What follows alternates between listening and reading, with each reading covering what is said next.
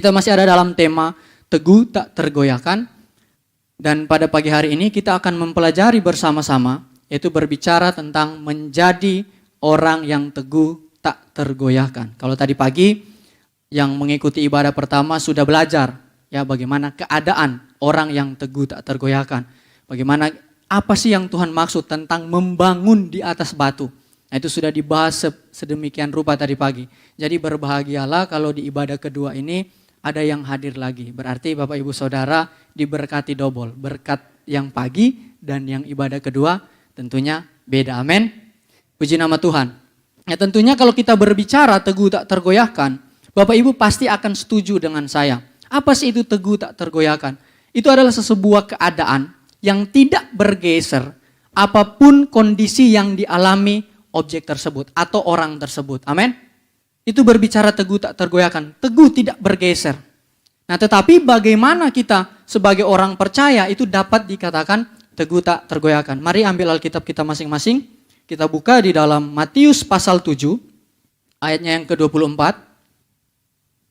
Matius pasal 7 ayatnya yang ke-24 sampai ayatnya yang ke-27. Ya, sudah dapat semua.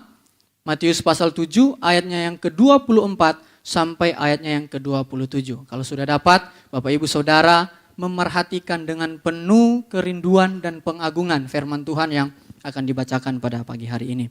Puji nama Tuhan. Matius pasal 7 ayat 24 sampai ayatnya yang ke-27 firman Tuhan. Setiap orang yang mendengar perkataanku ini dan melakukannya, ia sama dengan orang yang bijaksana yang mendirikan rumahnya di atas batu. Kemudian turunlah hujan dan datanglah banjir. Lalu angin melanda rumah itu. Tetapi rumah itu tidak rubuh sebab didirikan di atas batu. Tetapi setiap orang yang mendengar perkataanku ini dan tidak melakukannya, ia sama dengan orang yang bodoh yang mendirikan rumahnya di atas pasir. Kemudian turunlah hujan dan datanglah banjir. Lalu angin melanda rumah itu sehingga rubuhlah rumah itu dan hebatlah kerusakannya.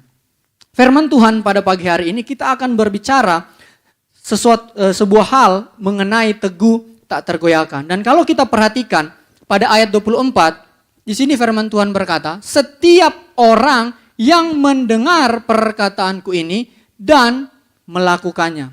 Yesus mengatakan, yang mendengar perkataanku ini.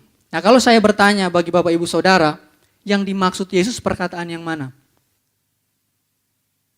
Halo, perkataan yang mana? Nah kalau kita lihat di dalam teks aslinya, di sini dikatakan, motos logos tautos. Sederhananya begini, Yesus ngomong, perkataanku yang ini nih. Jadi seperti contoh begini Bapak Ibu Saudara, kita semua kan di dalam ruangan ini bawa Alkitab. Iya kan? Bawa Alkitab. Tetapi saya mau Alkitab yang ini nih, bukan Alkitab Bapak Ibu Saudara. Nah Yesus merujuk kepada sebuah kelompok perkataan yang khusus yang Yesus sementara bicarakan di sini. Dan itulah yang Yesus mau mereka dengar dan lakukan. Nah perkataan yang mana? Ini Bapak Ibu. Penulis Injil Matius menggunakan kata own. Kata own itu begini. Itu kata sambung yang menghubungkan seluruh pasal yang ada di pasal 7. Atau setidaknya sebelum ayat ini. Ya jadi dia menghubungkan mulai mana? Pasal 1 sampai pasal 7. Dan kalau kita melihat, Yesus ngomong perkataanku ini konteks jauhnya pasal 1 sampai pasal 4. Itu berbicara tentang perkenalan siapa Mesias. Yesus memperkenalkan diri siapa dia. Ini loh Mesias yang dijanjikan itu. Dan konsep kemesiasan yang Yesus bawa, yang Yesus perkenalkan, itu sangat berbeda dengan konsep kemesiasan yang dipercayai, yang diyakini oleh orang Yahudi pada waktu itu. Sehingga Yesus ditolak. Dan konteks dekat dari perkataanku ini, itu merujuk kepada serangkaian pengajaran Yesus di atas bukit. Saya bukan tidak suka ya, saya lebih memilih menggunakan pengajaran bukan khotbah. Kebanyakan hari-hari ini orang menyebutnya khotbah di atas bukit. Saya lebih suka bilang pengajaran, karena ada pergeseran makna antara khotbah dan pengajaran. Hari-hari ini orang merasa sudah bisa berkhotbah. Ya.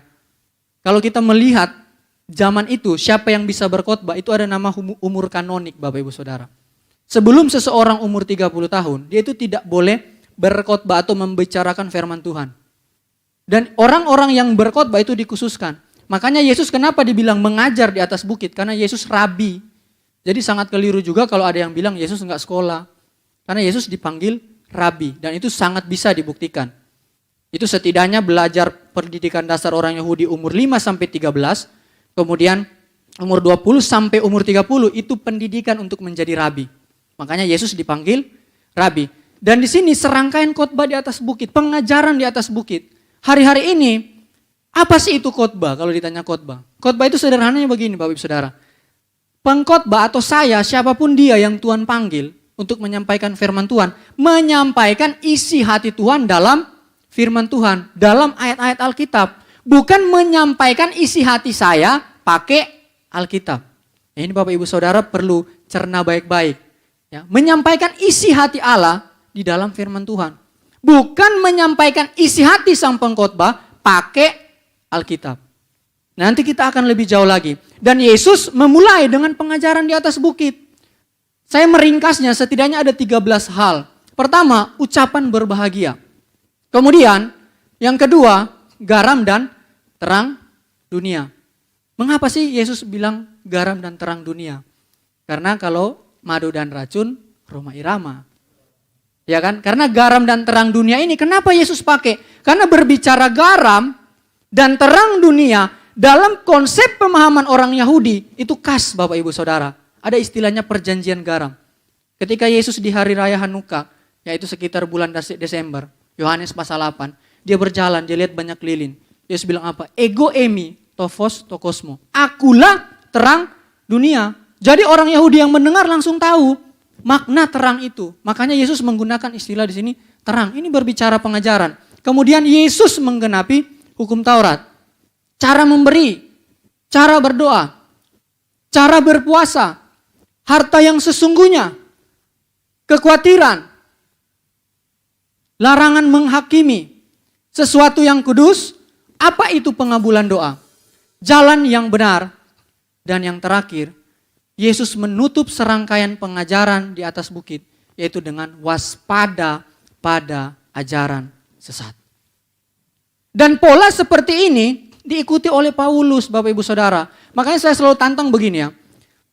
Siapa saja yang hadir pada pagi hari ini maupun di rumah itu bisa taruh di kolom komentar atau hubungi sekretariat. Saya selalu bilang begini, kasih saya satu ayat di dalam Alkitab khusus perjanjian baru. Kalau perjanjian lama terlalu banyak, ya. Itu 27 kitab saja. Kasih saya satu ayat, firman Allah atau Yesus memfokuskan pembahasannya kepada berkat materi. Kepada kesuksesan yang bersifat jasmani. Kasih saya satu ayat. Dan biasanya kalau ada yang berani bertanya, mereka akan malu dan meminta ampun kepada Tuhan. Bahwa selama ini sudah salah mengartikan firman Tuhan. Ya, ini perlu Bapak Ibu Saudara perhatikan dengan baik.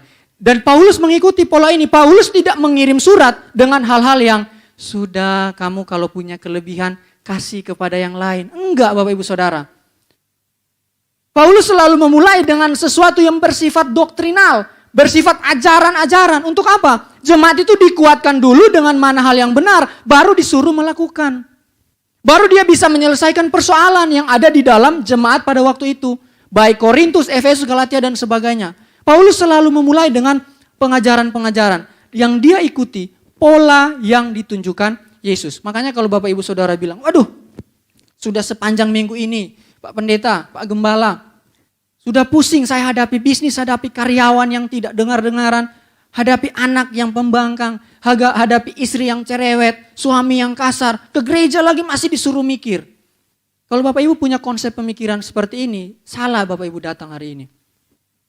Kalau Bapak Ibu hanya ingin datang di gereja dan santai, kalau anak muda bilang chill gitu loh sambil minum atau apa, jangan datang di gereja. Datang di gereja, bagaimana Bapak Ibu Saudara itu dibentuk kehidupannya secara rohani, secara keimanan, sehingga ketika menjalani hidup yang tidak mudah ini, kehidupan Bapak Ibu Saudara itu mempermuliakan nama Tuhan. Amin. Itulah fungsinya gereja. Jadi kalau ada yang datang ke gereja hari ini, apalagi anak muda, cuman merasa daripada saya di rumah tidur-tiduran mending ke gereja. Ketemu mungkin bisa lihat gebetan gitu. Ya bapak-bapak mungkin supaya ketemu rekan bisnis, atau supaya terlihat Bapak Ibu, oh karena saya punya jabatan datang ke gereja. Konsep pemikiran yang ini salah Bapak Ibu Saudara. Dan yang Yesus tegaskan di sini, ayat 13 itu waspada pada ajaran sesat. Dan hari-hari ini itu puncak-puncaknya ajaran sesat itu mulai merajalela. Banyak orang itu sengaja menyesatkan. Ya. Jangan pikir Bapak Ibu Saudara lihat orang berkhotbah pakai Alkitab, sebut nama Yesus. Itu Yesus yang dia sampaikan, yang dia bicarakan, itu sama dengan Yesus yang Alkitab katakan. Ya, mungkin sama-sama pakai Alkitab, tapi pemahaman orang berbeda-beda. Jadi kita perlu untuk melihat kondisi ini. Karena apa? Yesus bilang ada orang sengaja menyesatkan. Makanya dia kunci dari serangkaian pengajaran di atas bukit. Dia bilang waspada pada ajaran sesat. Kemudian yang kedua, itu ada orang yang tidak tahu itu sedang menyesatkan. Nah ini bahaya juga Bapak Ibu Saudara. Itu sebabnya Bapak Ibu Saudara perlu yang namanya komunitas gereja Tuhan. Karena ada seorang gembala yang dipanggil Tuhan untuk berjaga-jaga keselamatan iman saudara. Untuk berjaga-jaga melihat kesehatan kerohanian Bapak Ibu Saudara. Pengembalaan itu, gembala itu panggilan Bapak Ibu Saudara. Tidak lihat engkau hebat, tidak lihat engkau pintar, punya kekuasaan, punya kedudukan, terus bisa jadi gembala. Tidak saya bilang. Kalau bukan panggilan, karena ini yang selalu ditekankan oleh para senior-senior saya di dalam pelayanan. Kalau bukan panggilan, itu hanya tinggal tunggu waktu hancur. Hanya tinggal tunggu waktu. Bisa nggak bangun gereja? Bisa Bapak Ibu Saudara. Sekarang gini, saya punya pengikut banyak. Ya saya nggak ada panggilan, saya punya uang, saya punya kenalan. Ayo bikin gereja. Bisa. Bisa beribadah, bisa terlihat hebat. Tetapi kalau bukan panggilan, tidak lama atau tidak perlu waktu yang panjang. Sebuah komunitas itu akan hancur. Jadi harus membutuhkan panggilan. Dan Yesus ngomong di sini, dia berbicara serangkaian pengajaran di atas bukit. Nah itu sebabnya Bapak Ibu Saudara, ketika kita berbicara tentang teguh tak tergoyahkan, inilah perkataan yang dimaksud oleh Yesus, meliputi pengenalan kita akan Allah, cara hidup umat Allah, dan pertumbuhan kerohanian umat Allah. Itu sebabnya menjadi orang Kristen itu tidak sesederhana menjadi orang baik saja. Orang yang bertobat melakukan perbuatan baik. Orang yang selamat pasti berbuat baik. Tetapi tidak semua buah perbuatan baik itu buah dari pertobatan. Ya, tidak semua perbuatan baik, oh itu sudah bertobat. Belum tentu Bapak Ibu Saudara. Ya, saya kasih contoh seperti ini. Kalau Bapak Ibu mengikuti perkembangan iman Kristen, ada seorang, ya saya disebut inisial saja, RZ. Itu dia seorang yang sangat hebat ya. Dia dikenal sangat pintar, sangat bisa untuk mempertanggungjawabkan iman Kristen. Dia sering berdialog lintas agama. Dan dia bahkan mempunyai yayasan yang besar di seluruh dunia. Tetapi tahukah Bapak Ibu Saudara, ketika dia meninggal, terbongkar. Ternyata ada sebuah perbuatan yang bagi saya ya sangat-sangat memprihatinkan itu terjadi. Ternyata dia seorang predator seksual. Korbannya ratusan Bapak Ibu Saudara. Dan hari-hari ini lagi didengung-dengungkan. Nah apakah pelayanan dia selama ini yang terlihat baik, hebat, itu bisa dibilang orang yang sudah bertobat atau orang yang sudah memiliki Yesus? Nah ini menjadi pergulatan di dalam iman Kristen hari-hari ini. Dan ini pun yang bisa terjadi dalam kehidupan kita. Kita yang harus memastikan posisi kita hari-hari ini. Sudahkah kita yang duduk di tempat ini maupun yang ada di rumah, kita ini sudah ada Yesus dalam kehidupan kita. Itu sebabnya Bapak Ibu Saudara, sebuah kondisi kehidupan sesuai dengan firman Tuhan dan kehidupan yang sesuai firman Tuhan adalah kehidupan yang tak tergoyahkan. Amin. Itu sebabnya pagi hari ini kita akan melihat bersama-sama bagaimana menjadi orang yang tak tergoyahkan. Poin yang pertama itu berbicara mendengar firman Tuhan. Kalau saya baca di dalam ayat 24 bagian A, jadi setiap orang yang mendengar. Mendengar seperti apa sih yang Tuhan Yesus maksud di sini? Di sini dikatakan setiap orang yang mendengar, memakai kata akowe. Akowe itu begini Bapak Ibu Saudara, bukan hanya mendengar secara indera pendengaran atau Bapak Ibu mendengar bunyi-bunyi atau mendengar sebuah suara, tetapi mendengar sebuah informasi. Dan informasi itu jelas dan dapat dipertanggungjawabkan. Itu ide kata ini. Makanya kalau dalam bahasa asli, bahasa Yunaninya itu dipadankan dengan kata blepo, yang melihat. Informasi akibat melihat. Jadi bukan mendengar, katakanlah Bapak Ibu Saudara ada di kamar, ya jam 2 pagi. Kemudian dengar ada di dapur, ada suara orang lagi katakanlah makan atau jalan-jalan. Bapak Ibu Saudara bisa nggak memastikan siapa yang ada di dapur? Walaupun anak Bapak Ibu Saudara hanya 2. Tentunya kan tidak bisa, artinya harus keluar dan melihat. Tetapi Akwe di sini mendengar dengan jelas dan informasinya itu dapat dipertanggungjawabkan. Ini yang mendengar yang Yesus mau. Dan kemudian kata Akwe ini diikuti moutogos lous tautos. Perkataan-perkataanku ini nih. Jadi ketika diikuti dengan kalimat ini, mendengar di sini mempunyai arti menunjukkan sebuah sikap, mendengar sebuah informasi dengan penuh pemahaman. Jadi dia mendengar dengan memahami, bukan hanya sembarang dengar, bukan hanya dengar dan lewat saja. Dan Yesus bilang apa di sini? Setiap orang yang mendengar perkataanku ini. Jadi ketika Yesus mengajar di atas bukit, setiap orang yang ada di situ, itu bisa dipastikan dia mendengar dan memahami apa yang Yesus katakan. Kenapa? Sebab Yesus itu adalah seorang rabi. Jadi ini sebuah himbauan yang sangat keras saya bilang. Setiap orang yang mendengar Yesus bilang, ayat 24-27 itu merupakan kesimpulan dari serangkaian khotbah Yesus di atas bukit. Jadi orang yang mendengar dan memahami Yesus katakan. Tetapi Bapak Ibu Saudara, ya kalau kita lihat hari-hari ini berbicara mendengar, kadang kita anggap sepele. Tetapi tahukah Bapak Ibu Saudara, dalam konsep pemahaman orang Yahudi, ketika sesuatu hal yang disebut dengan mendengar dan diikuti dengan sebuah prinsip, itu adalah sesuatu yang penting bagi orang Yahudi. Ini saya kasih lihat Bapak Ibu Saudara. Ini Bapak Ibu tahu, Shema Yisrael. Ya ini syahadat ya, kalau saudara kita bilang syahadat, pengakuan iman. Orang Israel sudah jauh sebelum mereka ada, itu sudah punya pengakuan iman. Pengakuan imannya apa? Ulangan 6 ayat 4. Shema Yisrael, Adonai Elohenu, Adonai Ehad. Dengarlah hai Israel. Tuhan itu Allah kita, Tuhan itu Esa. Itu pengakuan iman orang Israel. Kalau Bapak Ibu ke Israel itu akan terdengar mungkin 1 hari 3 kali. Didegungkan di sana. Shema Israel, Adonai Elohenu, Adonai Ehad. Ketika bilang dengarlah, berarti itu sesuatu yang penting dan prinsip bagi orang Yahudi. Dan Yesus menggunakan kata ini. Dengarlah, Yesus bilang. Setiap orang yang mendengar perkataanku. Tetapi kenyataannya Bapak Ibu Saudara, ya kalau kita lihat hari-hari ini, Tuhan ingin kita mendengar dengan penuh usaha dan memahami setiap firman Tuhan. Amin. Harus ada usaha. Tetapi kenyataannya hari-hari ini banyak orang datang ke gereja, dia hanya mau memuaskan telinganya. Dan itu bukan yang saya katakan. Yang katakan firman Tuhan. Menjelang Yesus datang kedua kali, banyak orang yang suka dengar apa? Dongeng-dongeng. Wah kalau khotbahnya nggak lucu nggak mau. Mending saya di rumah. Anda mau dapat kepuasan dalam mengikut Tuhan hanya soal lucu, atau dapat kepuasan bertemu dengan Tuhan di kehidupan yang kekal?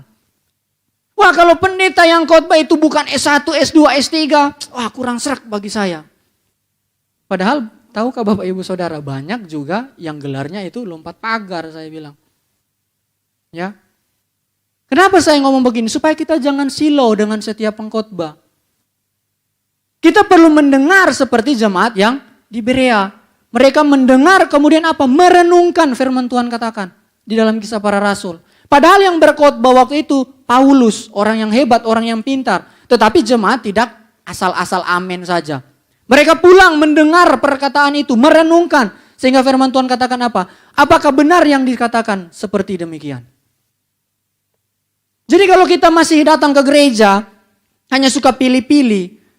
Wah kalau si ini bikin ngantuk, mending saya sambil duduk main HP, yang penting kelihatan ada ke gereja. Wah mending dengar sambil tidur, karena khotbahnya gak enak. Saya kasih tahu Bapak Ibu Saudara, ketika Bapak Ibu Saudara datang di rumah Tuhan, dan Bapak Ibu Saudara mendengar firman Tuhan, dan saya atau siapapun yang berkhotbah menyampaikan firman Tuhan, itu tanggung jawabnya sama.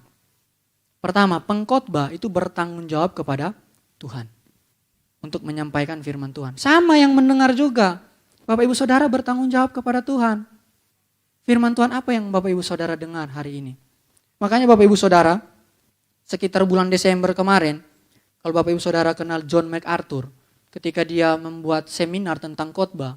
Dan bagi saya itu sangat luar biasa. Ya, seorang dosen, seorang pelayan yang terkenal menulis banyak buku. Dia bilang begini Bapak Ibu Saudara, ketika ada yang tanya, Pak, idealnya menyiapkan diri untuk menyampaikan firman Tuhan itu berapa jam? Tahukah Bapak Saudara dia jawab berapa jam? Itu 20 jam untuk satu khotbah. Dia bilang kalau kita persiapannya kurang dari 20 jam, sesungguhnya kita tidak sedang belajar. Yang dia ingin tekankan apa? Firman Tuhan ini Bapak Ibu mudah dimengerti. Siapa saja bisa memahami firman Tuhan. Siapa saja bisa untuk mengerti. Tetapi terlalu dalam untuk dipahami. Amin. Makanya berbicara penyampaian firman, Alkitab juga sudah atur. Itu sudah diatur 5 jawatan. Rasul, nabi, gembala, penginjil, dan pengajar. Itu panggilan. Kenapa? Karena kalau Bapak Ibu Saudara tidak dipanggil untuk melayani Tuhan, tidak dipanggil untuk memuliakan nama Tuhan, lewat kebenaran firman Tuhan, Bapak Ibu tidak punya waktu untuk menenggelamkan diri ke dalam kebenaran firman Tuhan. Kita tidak punya cukup banyak waktu Bapak Ibu Saudara. Nah begitupun Bapak Ibu Saudara yang mendengar. Kalau Bapak Ibu Saudara datang tidak dengar, terus datang hanya pulang, dan tanpa ada pesan firman Tuhan yang Bapak Ibu Saudara bawa, maka saya bilang Bapak Ibu Saudara juga bertanggung jawab kepada Tuhan. Datang sama, pulang juga sama. Tidak ada bedanya. Dan kualitas kekristenan seperti apa yang diharapkan dari umat Tuhan seperti itu. Seperti apa yang diharapkan.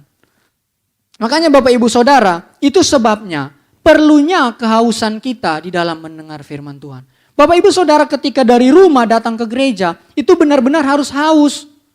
Benar gak Bapak Ibu ke gereja mau dengar firman Tuhan? Atau hanya jadi rutinitas saja? Atau karena punya jabatan saja? Atau karena hanya ingin terlihat bahwa saya ini orang berohani? Atau ternyata Bapak Ibu orang-orang yang kesepian sehingga menghabiskan waktumu itu di gereja? Bapak Ibu tipe orang seperti apa? Kalau bukan orang yang rindu untuk mendengar firman Tuhan. Sehingga untuk menjadi orang yang teguh tak tergoyahkan, Bapak Ibu Saudara harus punya kehausan di dalam mendengar firman Tuhan. Amin?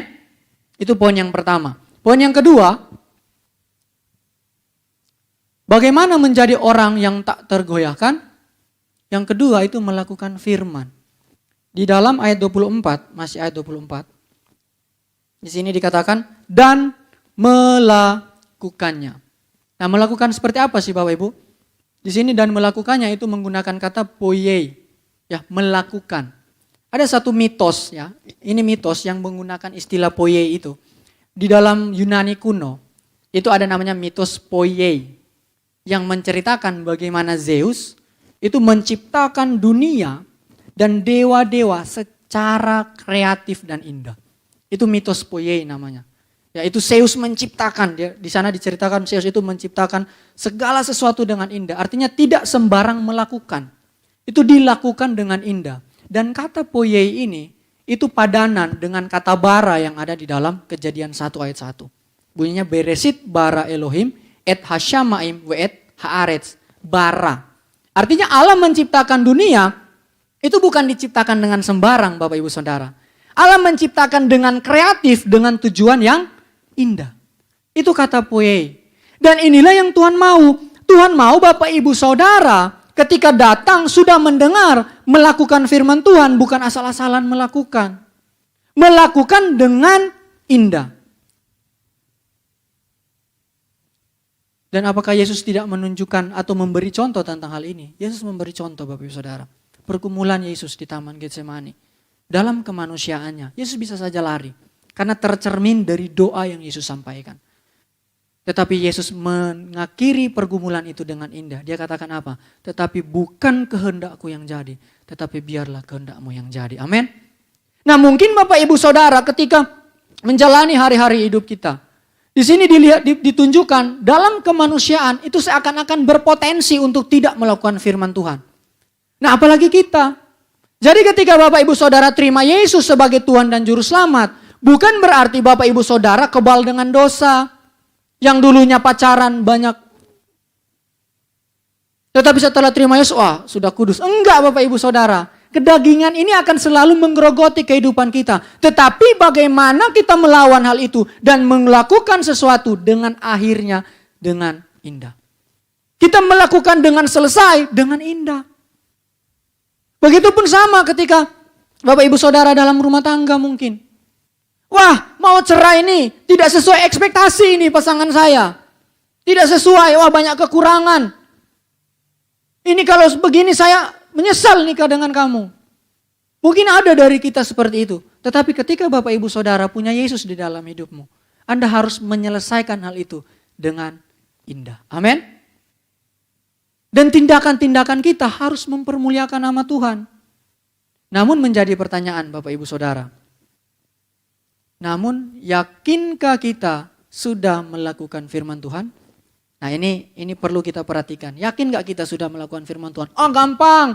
Jangan berdusta. Gampang. Jangan membunuh. Gampang. Sekarang saya tanya, bisa gak orang di luar melakukan hal itu juga? Tanpa Yesus di dalam dirinya? Bisa Bapak Ibu. Dan Bapak Ibu Saudara akan menemukan begitu banyak orang di luar Kristen yang tidak memiliki Yesus yang lebih baik dari kita. Kita harus akui itu. Begitu banyak. Tetapi apakah perbuatan mereka menyenangkan hati Tuhan? Ingat dalam konteks kacamata iman Kristen, semua yang berdasarkan pada kepercayaan kepada Yesus, semua yang berdasarkan kepada firman Tuhan, itulah yang menyenangkan hati Tuhan. Nah bagaimana sih kita melakukan dengan benar? Ini Bapak Ibu Saudara perlu perhatikan. Saya kasih contoh, dari sekian banyak contoh, firman Tuhan atau ayat yang disalahpahami. Ini salah satu dari sekian banyak yang bisa saya buktikan. Ya Bapak Ibu lihat, di sini dikatakan begini, akan menerima kembali lipat ganda pada masa ini juga. Nah biasanya banyak orang Kristen memahami kata lipat kali ganda dengan iman yang transaksional. Atau lebih kasar lagi bilang iman judi. Kasih 1 dapat 2. Gitu dong ikut Tuhan. Makanya dia giat. Dan bisa gak terjadi? Bisa Bapak Ibu Saudara. Orang yang memahami ini dengan salah itu bisa terjadi. Kenapa? Karena itu berbicara segala kemungkinan dalam kehidupan kita. Ada orang yang ke Gunung Kawi. Dia dapat batu ya. Batu ini kalau ke kamar mandi jangan dibawa ya. Nanti khasiatnya hilang. Dilakukan dengan baik sebaik mungkin. Terus dia bilang, kalau kamu melakukannya, kamu jadi DPR. Dilakukan sedemikian mungkin. Ada enggak yang kejadian seperti itu? Ada Bapak Ibu. Nah apalagi berbicara firman. Kenapa sih saya bilang, tidak boleh dipahami sebagai transaksional, ya lipat kali ganda. Karena Alkitab ada konteks. Kita lihat ayat 29. Ini saya kasih contoh saja. Kata Yesus kepada mereka, aku berkata kepadamu, sesungguhnya setiap orang yang karena kerajaan Allah meninggalkan rumahnya. Kita stop situ. Berarti kalau kita jual rumah 1 kasih ke Tuhan, pasti dapat 2. Karena ayat ini bilang lipat ganda. Tetapi persoalannya kalau kita memahami ayat ini seperti itu, yang saya kasih merah, istri. Halo? Amin? Jangan Bapak Ibu Saudara. Istri. Sini dia bilang, Yesus bilang istri, ini satu kesatuan, jangan dipotong-potong. Istri, masa kita kasih istri 1? Wah kasih istri saya 1 buat melayani kepada Tuhan. Nanti dapat 2. Nah ini kekristenan seperti apa? Jadi, apa yang Bapak Ibu Saudara dengar, itu akan mempengaruhi apa yang Bapak Ibu Saudara lakukan. Sekali lagi saya katakan, apa yang Bapak Ibu Saudara dengar, itu yang akan mempengaruhi apa yang Bapak Ibu Saudara lakukan. Entah benar atau salah. Makanya harus kembali ke poin 1 tadi. Mendengar. Kalau kita tidak biasa melatih, ya suka mendengar firman Tuhan, kita mudah dibodoh-bodohi. Ya kalau Bapak Ibu lihat, saya diminta mengisi satu komunitas, itu untuk anak muda ya. Karena keresahan mereka melihat begitu banyak orang sekarang yang terlalu berani ngomong di sosial media pakai ayat. Saya sih nggak masalah kalau dia ngomong tanpa menggunakan Alkitab. Tapi sudah menyertakan Alkitab, itu persoalan bagi saya karena saya seorang pelayan Tuhan. Ya itu dan bagi para pelayan Tuhan yang lain itu pasti masalah. Karena apa? Kalau ada yang suka nonton tok-tok, ya saya nggak punya. Ada yang suka nonton tok-tok itu saya pernah dikirim. Jadi ada seseorang, dia itu nggak tahu belajarnya di mana. Dia bilang bertato boleh, asal ada damai, asal ada sukacita. Yang penting doa dulu. Wah ini bahaya ini Bapak Ibu Saudara ya. Bahkan dia bilang minum alkohol itu boleh. Yesus juga itu suka minum alkohol. Pakai ayat Alkitab. Bahkan tato, nggak sembarang Bapak Ibu Saudara. Bapak Ibu Saudara baca Wahyu pasal 19, ini ayat yang dia pakai. Ya, ayat yang dia pakai di situ kan dibilang Wahyu pasal 19 di paha kanan itu saya baca supaya kita tidak. Supaya saya mau tunjukkan betapa mengerikan kalau kita salah mendengar Wahyu pasal 19. Nah, ini penting agar supaya Bapak Ibu Saudara, kita sebagai generasi muda bisa melihat itu semua. Wahyu pasal 19.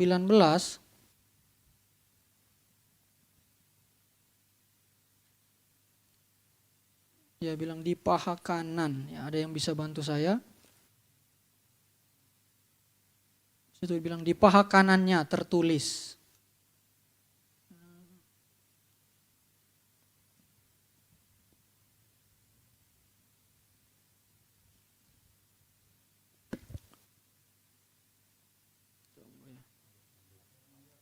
Ya, itu 16. Di sini dikatakan begini, dan pada jubahnya dan pahanya tertulis. Ini tato dong. Oh, jadi Yesus keren. Pakai tato di sini katanya. Nah, ini mengerikan Bapak Ibu Saudara. Ya, kalau kita memahami. Jadi bagaimana memahami ini? Mempelajari karakteristik Alkitab. Apa bentuk sastranya. Dan ini sangat mengerikan kalau kita tidak melatih cara kita mendengar. Nah, itu sebabnya firman Tuhan pada pagi hari ini